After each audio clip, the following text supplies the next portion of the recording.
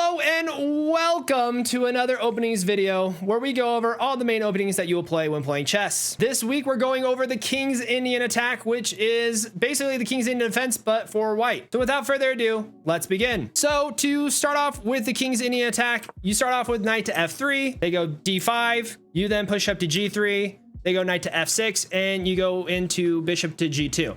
Very much the same as going with the normal King's Indian defense when you're black, but on the opposite side of the board. So there's two kind of main ways that you can go about the King's Indian attack, and that is after going bishop to g2, they bring out over here to c6, looking to defend that d5 square. We castle, they go and attack the knight, and we kind of just keep on with our King's Indian attack setup, very much like you do with the King's Indian defense. After pushing up to e5, you then push up to e4, stopping that advance, and kind of getting all the pieces into the middle as much as possible. You then want to kick out the bishop, bring the queen over, and unpin the knight to the queen so that you can launch an attack of your own. And in this position, you bring out this knight move here, looking to go over here to f5. If they bring out this bishop here, bring up your pawn and attack as much as possible. That's kind of the big thing that you want to be doing with the King's Indian attack, is using this to really tear up the king side as quick as possible for black. Another line that you might see when playing the King's Indian attack is after going g3.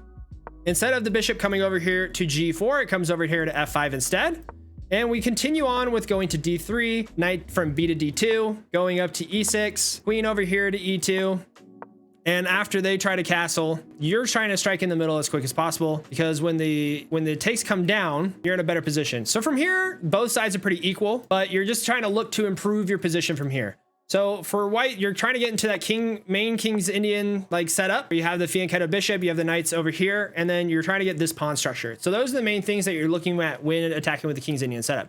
One thing to note though, when you're in this position, don't go centralized with the rook here on e1. The reason being, after going bishop to e7, you pushing up, after the exchanges are done, you are trading the queens here, and so if you take here, you're down a full piece. So make sure that if you are kind of trying to centralize this middle here, you're using the queen over here to e1 instead of the rook to d1. And it's very much the same principles that we went over with the King's Indian defense. I'll link the video in the top right corner, and you just kind of play from there. So we'll get a game or two, go from there. So for our game for the King's Indian attack, we're going to be looking at one of the games we played at in our arena last night, which is why we're starting off in this position for the King's Indian attack. Play the arena every week. If you want to play, you can come to my Twitch channel every Sunday from 8 p.m. to midnight Mountain Standard Time. We do opening arenas where you can try out all these openings and learn from there.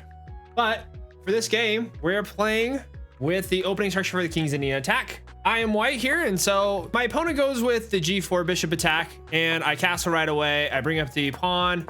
I'm getting the structure pretty much set up from the get-go. I'm using the queen to protect this file just in case all the trades go down. And then when I'm ready, it's time to finally break into the center. Now my opponent takes, I take back, and I push up here to c3, looking to get my knight over here on a d4 square so that we can make a trade and get my center back. After he pushes the a4, I then put that knight on that square. We trade, I get my center back. He pushes the bishop here, skewering the knight and the queen. But I say, hey, get out of here. Bishop pulls back, and I unpin the queen to the knight. So then he pushes the pawn up, and I go and attack that bishop right away. This is a blunder because of the attack here on the queen. He's going to be winning a pawn in that situation, but he takes with the pawn instead, and I stop that in its tracks. I take the bishop, we trade those off. I'm now going with head of the rook. We're out of the beginning opening theory at this point. It's all middle game, so we're just here to enjoy the ride for the rest of the game. I go and attack the bishop. I'm trying to fortify the center as much as possible. He attacks my queen, I drop it back, and then he's looking at attacking my rook, so I centralize it, and he's really putting on the pressure. He pushes up to g5 trying to get my bishop, and since this is happening, I say, hey, danger levels. I'll attack your bishop if you want mine.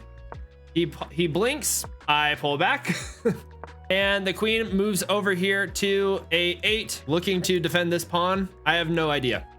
I push bishop to f1, and we're just making some pawn moves, trying to improve our position as much as possible. We're doing the worst job at that, I feel like.